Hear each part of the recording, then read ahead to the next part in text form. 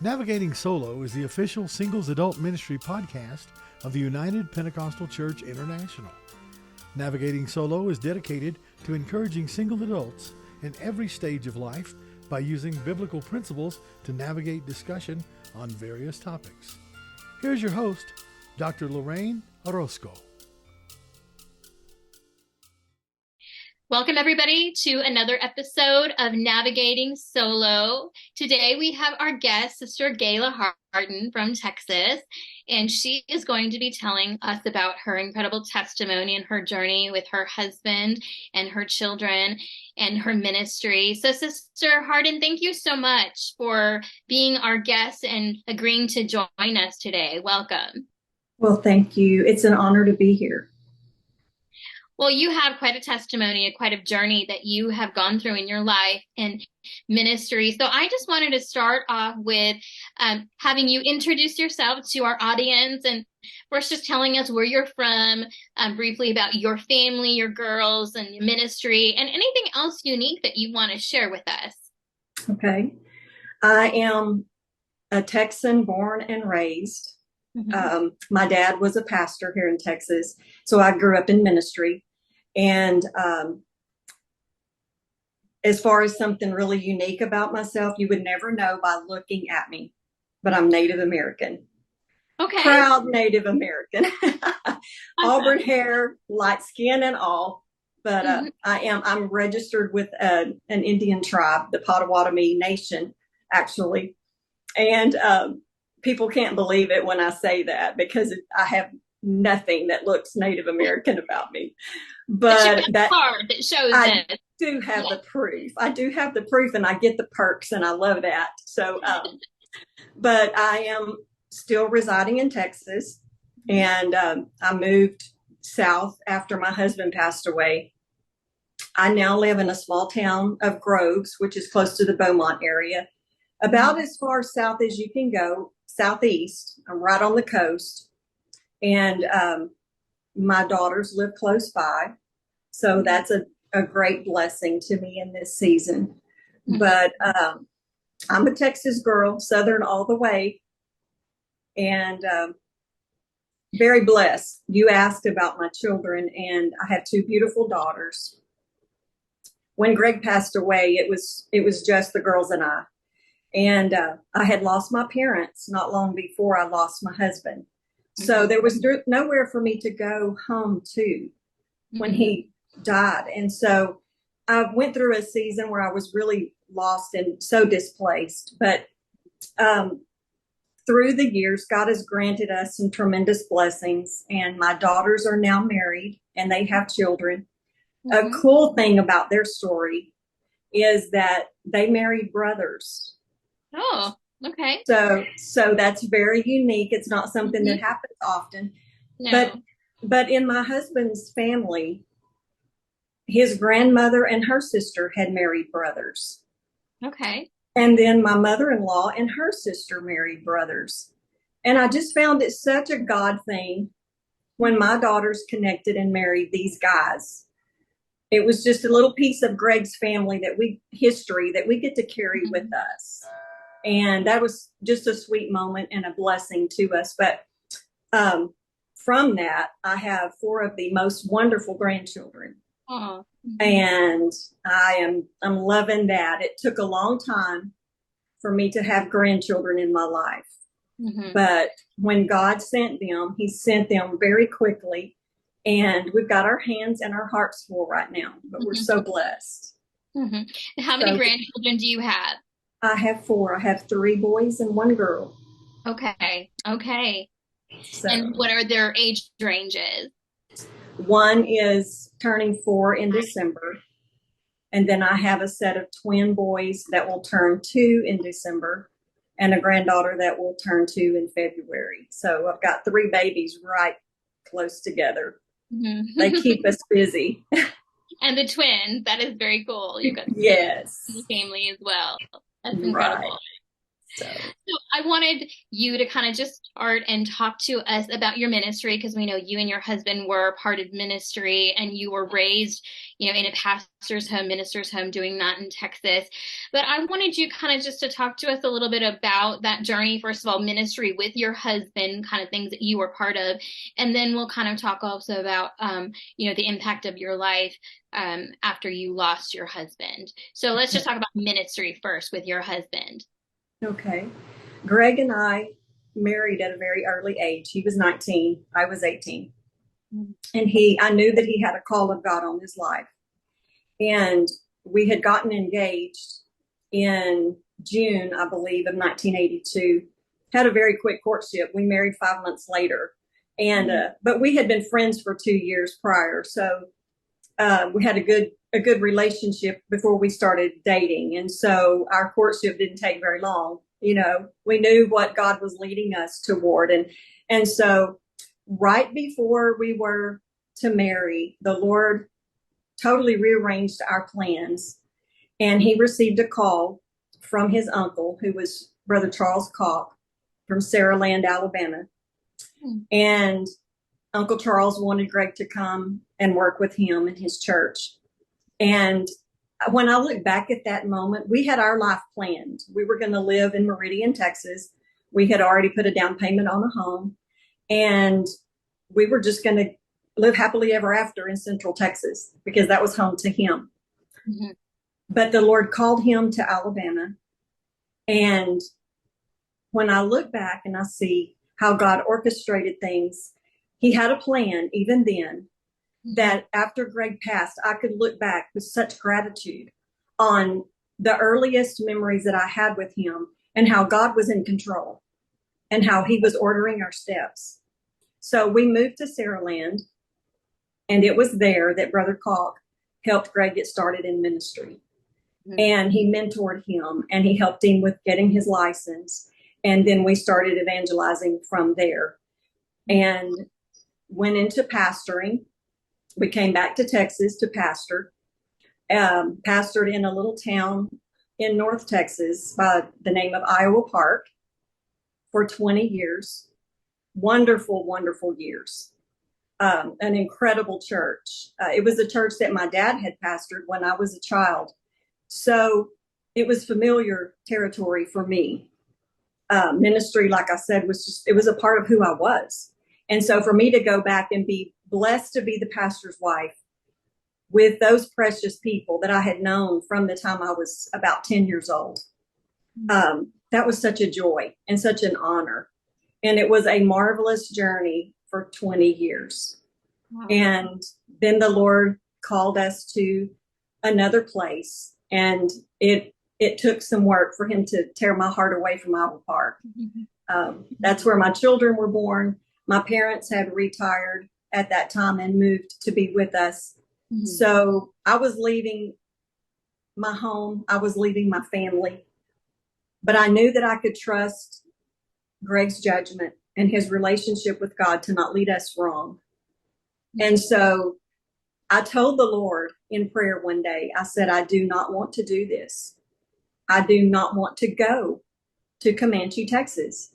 Mm-hmm. I don't like it there. I don't want to be there. But I told the Lord, I said, I will go if this is your will. And I did not tell my husband that I had prayed that prayer until much later. But I trusted God and him. And we moved after 20 amazing years and a growing, thriving church. And we moved to Central Texas and pastored there for the remaining 10 years of his life. And it was a wonderful journey. And, when I look back and I see the way things happened in our lives, God placed us in the care of people in that congregation that could love us and be understanding with us through a journey that we had no idea we were embarking on. Mm-hmm. But God knew. And he placed us in that church with those tremendous people. And they were with us until Greg passed away. And I'm so grateful for that. Greg and I were married 34 years. Mm-hmm. And it was an amazing journey. He was very consistent man, very, very stable in every way, and just an amazing dad, amazing husband, and a tremendous pastor. And so losing him was a total world change for me. Yeah. And what beautiful memories that you have. And you talk about your husband being stable and being consistent. Yes. And I think as a single woman, that is the thing that we pray for is yes. consistency and somebody that you know who has judgment that mm-hmm. is aligned with God. So yes. what a beautiful thing that you have had for those 34 years. So I wanted to kind of just transition as you're talking about this amazing ministry that you and your husband had together and how things changed. So kind of just talk to us a little bit about the death of your husband and maybe some of the medical things, the things that you kind of went through before the Lord took him. Okay. After we moved to Comanche in 2006, we had only been there 7 or 9, I believe it was 9 months, when he started feeling just extremely depleted is the only way I know to describe it. He didn't have any other symptoms other than just no energy. His family had a blood disorder called thalassemia, and we thought, well, maybe it was that, because it makes you extremely tired. So he went for some blood work, and his blood work did not come back good. So then things began to progress, and he went for biopsies and all of that. And at the age of 44, was diagnosed with prostate cancer, very aggressive prostate cancer. His prognosis at that time, they said that his life expectancy would be probably 5 years. Mm-hmm. And he went through the surgery. He did all of the things that he was instructed to do by the physicians. We had the greatest of care that we could find at the time, and he immediately, of course, had deficits in his life from that time forward, but he was such an amazing person, and he never allowed his situation to make him have highs or lows that were visible. I know he had them internally.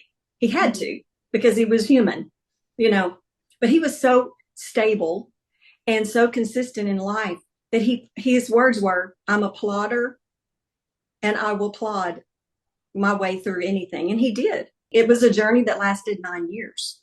Mm-hmm. But I mean, he beat the odds. He made it past the 5-year mark, with flying colors, so to speak. I mean, obviously he didn't do it great because he passed, but it's a crazy journey. He went through the radiation after the surgery, and really, the radiation was the worst part because it created such long-term issues that when the cancer really went crazy, there was nothing they could do about it because so much radiation had been done that it left him with very few options at that point. But God was good through it all, and before Greg's diagnosis, and I will just take a little turn right here and tell you this neat story because it dovetails with everything else that's happened in my life. That the Lord spoke to Greg on a Sunday morning. He was on his way to church, and there was a storm brewing, an ugly storm coming from the east. And he said the trees were just whipping in the wind and the clouds were black. And he said he looked up and the Lord spoke to him and said, I can stop this storm. And Greg said, I just responded back to him and said, well, Lord, I know you can. Mm-hmm. And the Lord said, then trust me with the other things in your life that you cannot control. Mm. And he said, initially it scared him because he thought, okay, what's coming, but he went on to church and he filed that away. And about 2 weeks later, he got the cancer diagnosis. And even in the worst of times, and there were some terrible, terrible times, we were just enveloped with peace that was so amazing.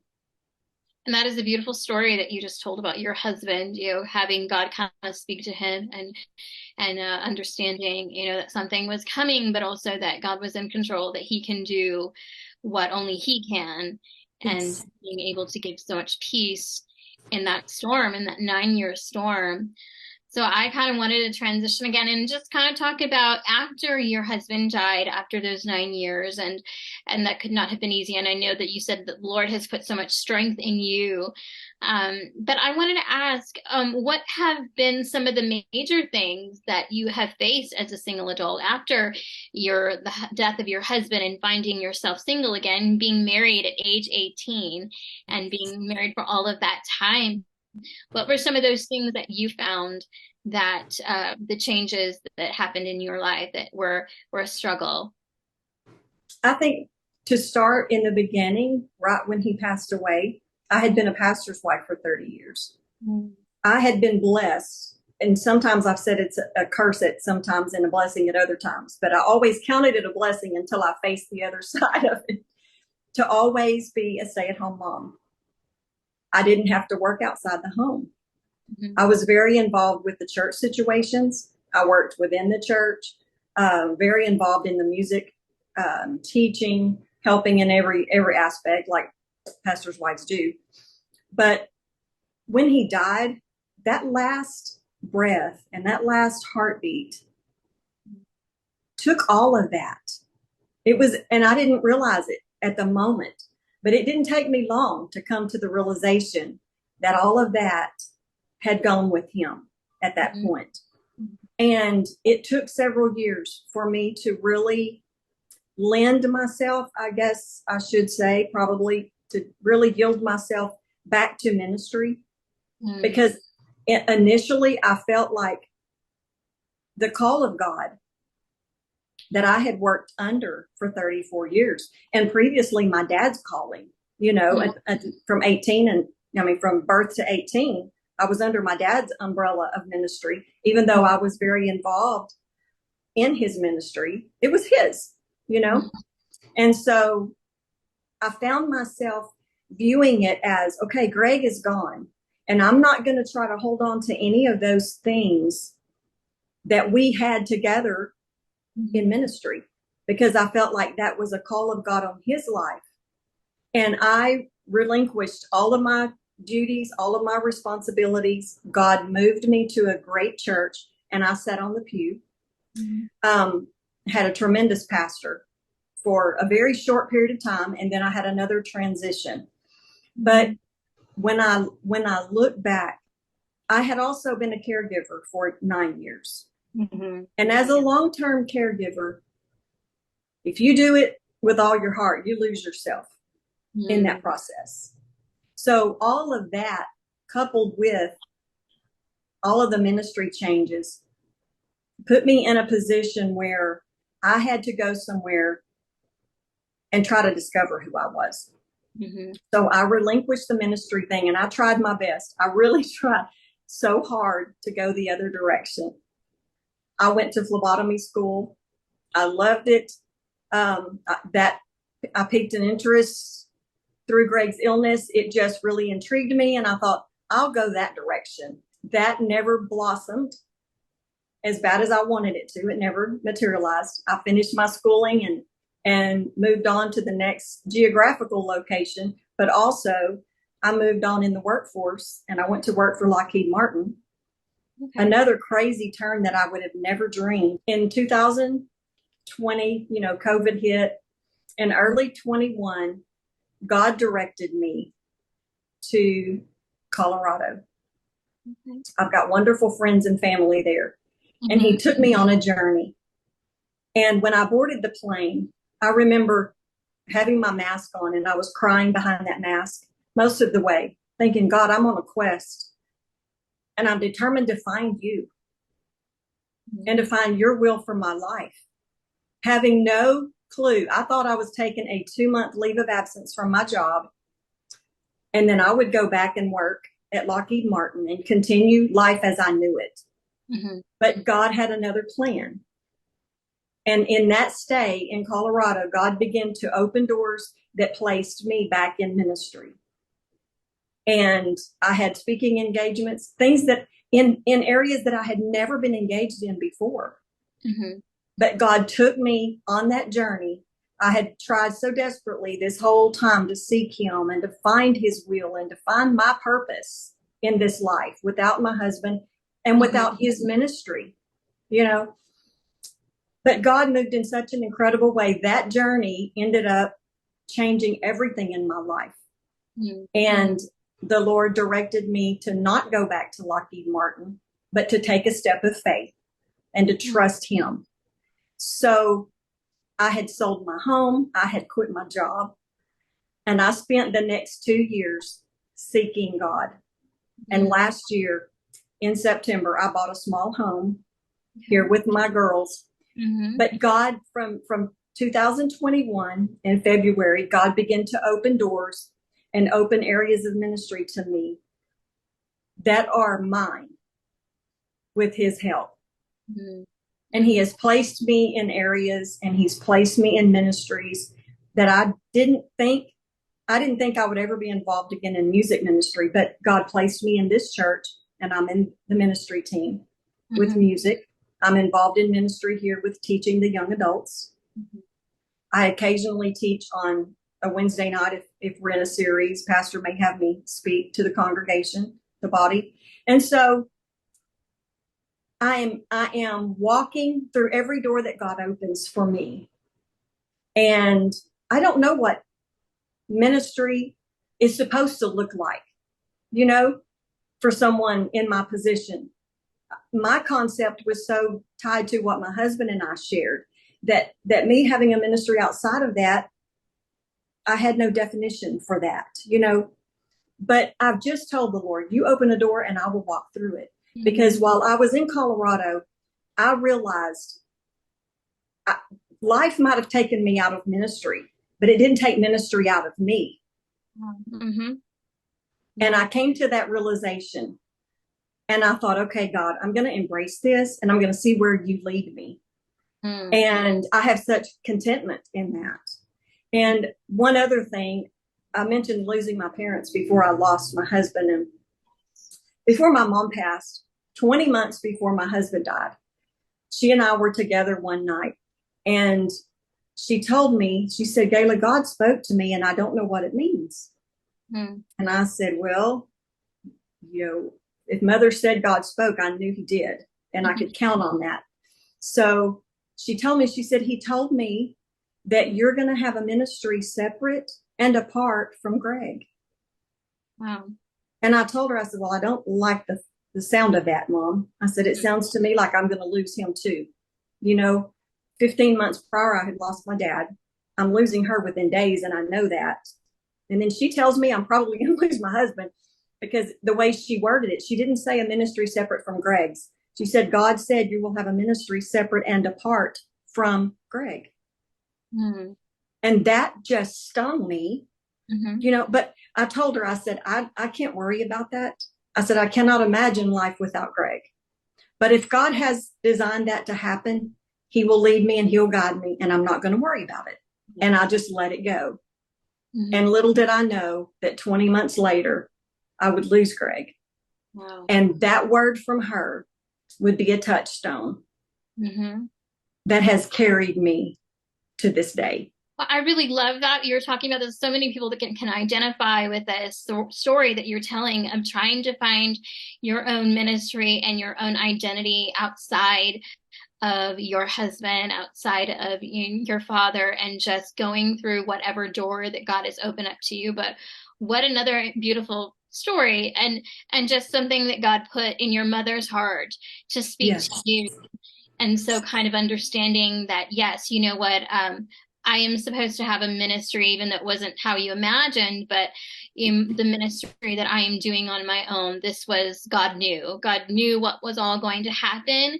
And so I'm just walking in it. I'm just going to do what God has asked me and has called me to do. And so that is just something that so many can identify with, that trying to find your own identity. You also talked about being a caregiver for 9 years and losing so much of your identity. Yes. And then having to find that again and having to find God's will for your life So I love that. Thank you so much for sharing that. I just wanted to kind of ask you also, what would you like to say to anyone who has gone through a similar situation? Because I know that there are so many that are going through this right now, maybe have just lost their spouse or have lost their spouse 10 years ago and are still trying to figure things out. What are some encouraging words that you'd like to give to our singles who have been in this similar situation? You made a statement that I think about from time to time. If I meet someone who has lost their spouse or even gone through a divorce, whatever it is, but if I meet someone that seems stuck in a particular place in their journey, I try to encourage them because it's not the will of God for us to not make progress. And I know it's difficult. It is so difficult. And I think I've made this statement to so many people through the years, but grief to me is as personal as my fingerprint or my DNA. Mm-hmm. No two of us are going to do it the same way. If I did it like you and you did it like me, we would be doing it wrong for ourselves. Mm-hmm. It has got to be done the way that fits each individual. And to me, I realized that going through my process, because you get a lot of advice on how you need to do things. And a lot of it's useless. I'm sorry to say, but a lot of it is useless because a lot of advice comes from people that haven't been there yet, so they can see what they think we should be doing. And I can't tell anyone what to do. I can share my experience and say, this is what helped me. But getting stuck was one thing that I refused to do. Mm. I did not want to be stuck in the grief. I did not want to be stuck in my process of healing and continue in a cycle. I did not know what I was going to face. But I remember making a very bold proclamation at my husband's viewing when people came to me asking what my plan was. Mm-hmm. I didn't have a plan B. I planned for God to heal him or sustain him. Mm-hmm. I did not plan to live life without Greg. Even after 9 years, I just didn't, And so I remember making a bold statement. I don't know what I'll do, but I'm going to position myself for whatever God has. There's a right and wrong way for me to do it, and I just want to do it right, whatever that meant. So when I found myself getting stuck in my journey, I had to remind myself, you made a declaration. So you've got to keep your word, and forward progress is an absolute must. Mm-hmm. It was for me. And so I would say to anyone, you need to take your time in grieving, but don't allow yourself to be stuck. Mm-hmm. Don't stay isolated too long. You will have a period of isolation and you need it.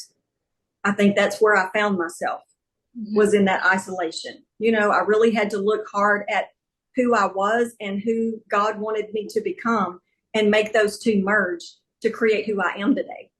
Mm-hmm. So isolation is important, but you can't let that become your life. Right. And you've got to press through that and grow through that, and embrace. As much as we don't like it, we have to embrace what has happened to us, and learn what God is trying to teach us through the process. I don't feel like that I'm the same person that I was 7 years ago when Greg passed away. But we can't afford to get stuck in the process. We've got to take deliberate steps forward. It's hard work. It's painful work. But it's necessary, and it's what God has for us. It's his will that we work through our grief, because he has something on the other side of that he is shaping us and molding us. He has a work for us to fit into on the other side of that when we have reached a degree of healing. Mm-hmm. Yes. And so I would definitely say, do not become stuck in the process. I think about that. You mentioned isolation, and I think in solitude and isolation, and those are two separate things. It's okay to have some solitude and to take some time to kind of figure things out. And so I appreciate that you also mentioned, don't get stuck. Don't get stuck. Even if you have going through grief, just make sure that you just don't get stuck in it. Right.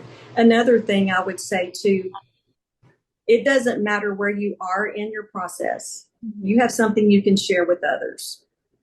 And for me, I had no clue how to deal with grief at this level.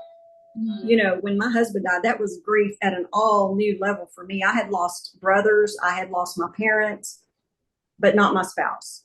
Mm-hmm. And so that is a level of pain and a level of loss that is unbelievable. And at times you feel like it's absolutely unbearable. Mm-hmm. I didn't know what I was doing and how I was processing life, you know, but 2 months or 1 month after my husband died, a friend of mine lost her husband suddenly. And I had to grab my phone and reach out to her. Mm-hmm. I didn't really know what to say other than, I understand your heart and I love you. You know, you're not alone. A month passed and another friend of mine lost her husband suddenly to a heart attack. And I found in that, because of the ministry that was just part of who I was, it was easy for me to give of myself to both of those ladies at that time. And that set me on a path. And I've continued that through my process. I don't have to have an answer for anyone, Right. but I can reach out and just say, I love you. I understand the pain that you're feeling right now. You're not by yourself. I'm here. You're going to make it, and give a word of encouragement. Mm-hmm. And so wherever you are in your journey, for anyone that's going through loss, don't hesitate to reach out and minister to others. Mm-hmm. And I'm reminded of what the scripture says about Job. The Bible says that God turned the captivity of Job when he prayed for his friends. Right. Mm-hmm. And when I realized that, immediately when I began to pour myself into other people, I felt better about my situation. You know, it wasn't so bleak. I still had horrible days at that time, but it wasn't quite as bad because I was pouring out. I wasn't just receiving from the Lord. His Spirit was flowing through me to minister to those that were going through similar circumstances. So I think for anyone at any stage of your loss, any stage of grief, you have something to give. Absolutely. Well, Sister Gayla Hardin, I am so honored to have spoken to you today and have you share your story with all of our listeners on Navigating Solo. It has been a blessing. And to those of you who have also gone through this type of loss in your life, you are hearing a lot of similar things that Sister Gayla is sharing. I thank you so much for sharing with us your testimony and about your family and about your ministry. And so to all of our listeners on Navigating Solo, we thank you so much for listening and tuning in today. Sister Gayla, thank you so much again. We appreciate you. Thank you. It's been an honor to be with you. Thank you. All right.